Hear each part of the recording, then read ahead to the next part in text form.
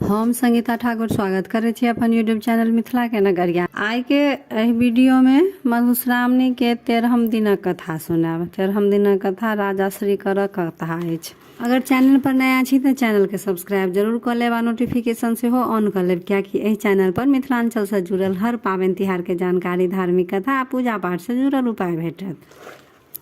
तो चलू आब कथा सुनो। श्रीकर नामक राजा रहथिन। हुनका एकटा बड़ सुंदर बेटी रहनि। जखन हुनकर टिप्पणी देखायल गेल तऽ ज्योतिषी कहलकनि जे हिनका बड़ अधलाह योग छनि। छाती लात, झोंटा हाथ आ सतनिक पोखरी में 2.5 झाँक माटी उगथि, इएह हिनकर टिप्पणी में छनि। राजा ई सुनि बड़ दुखी भेलाह। अपन साध्य किछु तऽ छलनि नहि, ओ एहिमे की कऽ सकैत छलथि। बेटी जखन विवाह करबाक योग भेलनि तऽ राजा मरि गेलाह। श्रीकर राजा के एकटा बेटा रहनि, हुनकर नाम रहे चंद्रकर। पिताक मृत्यु के बाद चंद्रकर अपन राजा भेला। माय सतत चंद्रकर के बहिनक विवाह करबा लेल कहथिन, मुदा चंद्रकर के बहिनक टिप्पणी के बात याद छलनि। ओ अपन माय से कहलखिन, हम बहिनक विवाह नहीं करायब, हम हुनकर अपमान नहीं सहि सकैत छी। छाती लात, झोंटा हाथ आ सतनिक पोखरी 2.5 झाँक माटि उगथि से देखब हमरा बर्दाश्त नहीं हैत। हम एकर निराकरण सोचि रहल छी जे नहीं कियो हिनका देखतनि आ नहीं केकरो से हिनकर विवाह हेतनि, नहीं कियो छाती से लात मारतनि आ नहीं कियो झोंटा में हाथ लगेतनि, नहीं सतनिक पोखरी में ई माटी उगतथि। राजा चंद्रकर निर्जन वन में माटि में बड़ पैघ सोनि खुनलथि। ओहि में रहबाक योग्य एकटा घर आ एकटा इनार सेहो बनलथि आ एकटा चिड़िया संग बहिन के ओहि सोनि में बास देलखिन। ऊपर से सोनि के मुंह बंद कर देलखिन आ कने द्वार ओहिमे खोलि देलखिन, जैसे कि एक आदमी अपन आबि जाबि सके, कनी हवा बरसात ओहि घर में जा सके। कोनो तरह एक आदमी अपन बाहर भीतर ओहि सोनि दऽ कऽ करै छलखिन। राजकुमारी अबला छली, हुनका भाइयक बात मानऽ पड़लनि। ओ सोनि में दिन काटऽ लगली। भाई अपन मास दिन पर खेबाक पीबाक वस्तु हुनका पठा दैत रहनि। एक दिन स्वर्ण नामक राजा शिकार खेलैत ओहि वन में पहुँचला जतऽ राजकुमारी सोनि में रहैत छली। राजा के पियास लागि गेलनि। ओ पानि तकैत छलाह। अचानक हुनका चुट्टी सब पर नजर गेलनि। चुट्टी सब एकटा धारी से जाइत छलाह। जखन राजा ओकरा देखलखिन तऽ देखते छथिन जे चुट्टी के मुंह में साग आ भात छै। राजा के विश्वास भऽ गेलनि जे एहि लग पास में कियो मनुष्य रहै अछि। ओ चुट्टीधारी के संगे विदा भेला। ओ अंत तक गेला तऽ ओ देखै छथि एकटा झाड़ी में गीदड़ आ शाही के बिल सन सोनि छै। ओहि से चुट्टी के धारी बाहर होइ अछि। राजा सोनि में पैसि गेला। भीतर गेला के बाद देखै छै जे एकटा आंगन छै, ओहिमे इनार छै। ओ हाक लगबऽ लगलखिन, कियो एतऽ छी? हमरा बड़ जोर प्यास लागल अछि, कनिक पानि पियब। हाक सुनि कऽ राजकुमारी एकटा पात्र में शीतल जल अपन चिड़िया के हाथे पठा देलखिन। राजा पी लेलनि, किंतु प्यास लगले छलनि। ओ पुनः पानि मंगलथि। ओतऽ हुनका चिड़िया से ज्ञात भेलनि जे एकटा सुंदर राजकुमारी एहि सोनि में रहै छथि आ ओ कुमारिये छथि।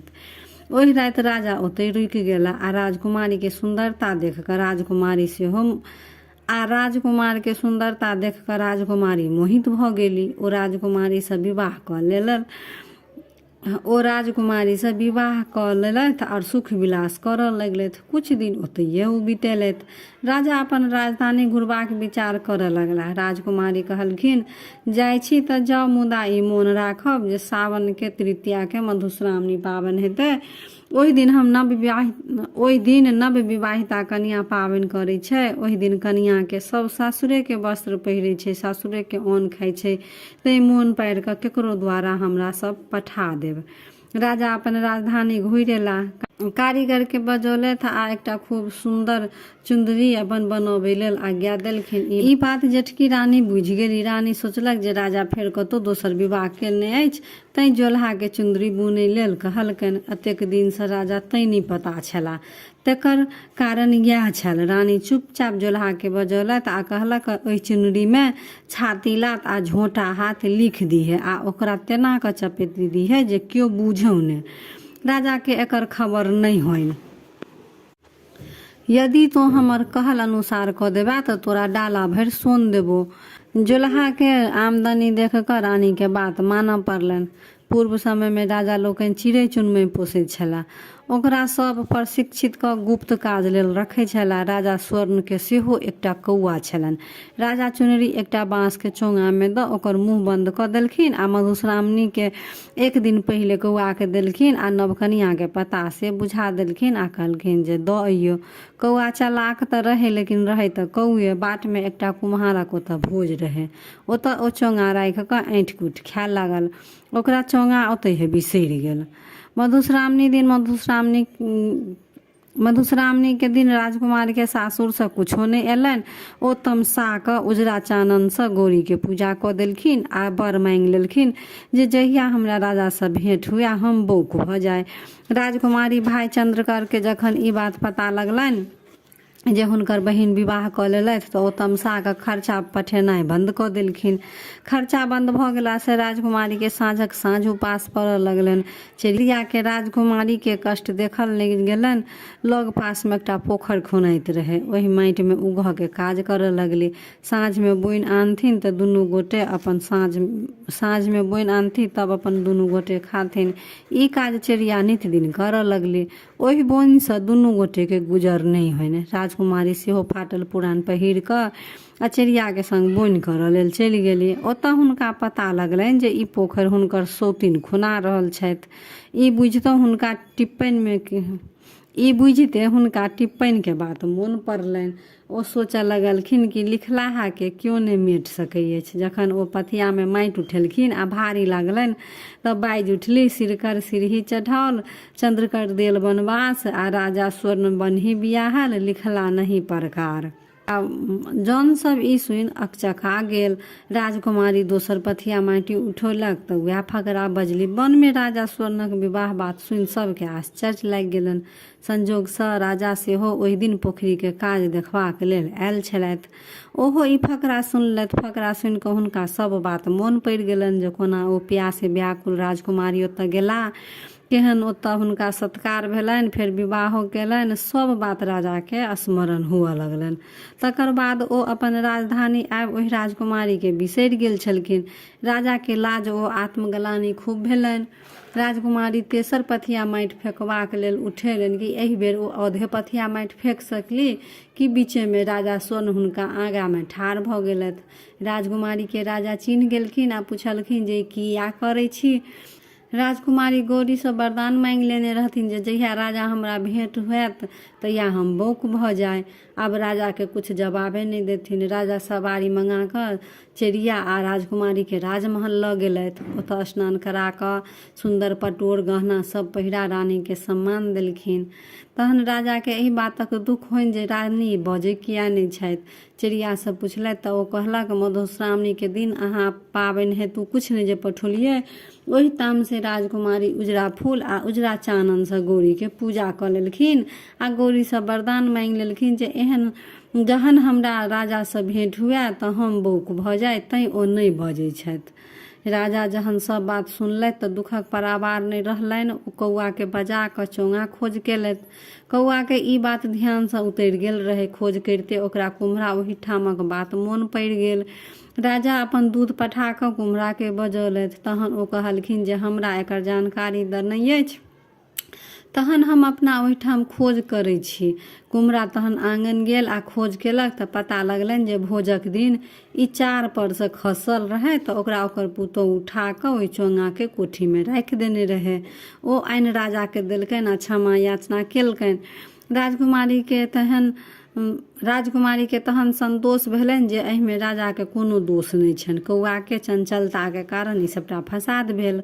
चोंगा आनि जखन राजा देखलखिन तहन सब वस्तु ओहिना सलामत रहे। ओहि में चोंगा में सँ पटोर निकालि जहन देखलखिन तऽ देखै छथि जे ओहि में लिखल अछि, छाती लात आ झोंटा हाथ। राजा के ई देख कऽ देह में आगि लग गेलनि। ओ जोल्हा के बजा कऽ पुछलखिन जे ई कोना लिखल गेल। जोल्हा सब सविस्तार कहि देलक। राजा रानी के बजा कऽ 2 खंड काटि कऽ तखन ते गरबा देलथि। राजकुमारी के आब बुझा गेलनि जे एहि में राजा के कोनो दोष नहीं छनि। कौआ के गलती से एतेक फसाद भेल। राजकुमारी अगिला साल मधुश्रावणी के दिन ललका फूल आ चानन से गौरी के पूजा केलनि आ बोल फुटबाक वरदान मंगलथि। रानी के बोल फुटि गेलनि। तखन ओ राजा रानी संग अपन खूब बढ़िया से सुख से रहऽ लगलथि, दिन बितबऽ लगलथि। तो ई राजा श्रीकर के कथा रहे। आब ओइ 13 दिन के कथा में गणेश जी सोहाग मथै छथि आ बाँटै छथि, तकरो वर्णन अछि। तो चलू आब गणेश जी सोहाग मथतथि आ बाँटतथि, तकर कथा सुनू। मधुश्रावणी के दिन गणेश जी गौरी से कहलखिन, माय आइ मधुश्रावणी अछि, हम सोहाग मथब आ जे मांगत तकरा देब। गौरी कहलखिन, अवश्य मथू आ जाहि वस्तु के जरूरत हुए से कहू, हम ओरियान कऽ देब। गणेश जी कहलखिन, हमरा धान, धनी, काठक तामा, नीम, बेल आ आमक काठी चाही। गौरी गणेश जी के सब वस्तु के ओरियान कऽ देलखिन। गणेश जी सोहाग मथलखिन आ बाँटऽ लगला। सर्वप्रथम एकटा धोबी नरन आ सोहाग मंगलखिन। गणेश जी ओकरा सोहाग देलखिन आ कहलखिन, अहाँ के धोबी नुआ वस्त्र धोता, भट्ठी लगौता, भरि दिन परिश्रम करता आ साँझ खन घर औता, ताहि से अहाँ के सोहाग बढ़त। तकरा बाद एकटा कहथिन सोहाग मांगे एली। गणेश जी हुनका सोहाग देलखिन आ कहलखिन, अहाँ के देवान जी भरि दिन लिखा पढ़ी करता आ साँझ खन कऽ औता, अहाँ अपने सिक्की के मोनी चंगेरी बुनब, खोपाक विन्यास करब, ताहि से अहाँके सोहाग बढ़त। तकरा बाद एकटा मलाहिन आयली। गणेश जी कहलखिन, ओकरा सोहाग देलखिन आ कहलखिन, अहाँके मलाह माछ मारता आ बेचता, जाल बुनता आ टापी बनौता, अहाँके देह मछाइन महकत, ताहि से अहाँके सोहाग बढ़त। तखन एकटा मालिन एलखिन। गणेश जी कहलखिन, सोहाग देलखिन आ कहलखिन, अहाँके माली भरि दिन फूल तोड़ता, साँझ खन माला गाँथि कऽ अपन बेचता, घरे घरे पहुँचौता, ताहि से अहाँके सोहाग बढ़त। तकर बाद एकटा गुआरिन आयल। गुआरिन के गणेश जी सोहाग देलखिन आ कहलखिन, अहाँके गुआर भरि दिन गाय महीष चरौता आ साँझ भोर दूध दुहता आ अहाँ दही पौरब, घी मथब आ दूध दही बेचब, अहाँके देह फोकराइन महकत, ताहि से अहाँके सोहाग बढ़त। तखन बनियान सेहो सोहाग मांगऽ एली। गणेश जी हुनको सोहाग देलखिन आ कहलखिन, अहाँके बनिया तऽ राजू बटखारा धोता, भरि दिन सौदा बेचता, अहाँके हुनका मदद कर, अहाँ हुनकर मदद करबनि, अन्न सबके फटक के बनेबनि राखि कऽ, ताहि से अहाँके सोहाग बढ़त। सबसे पाछू ब्राह्मणी एली, ओहो गणेश जी से सोहाग मंगलैत।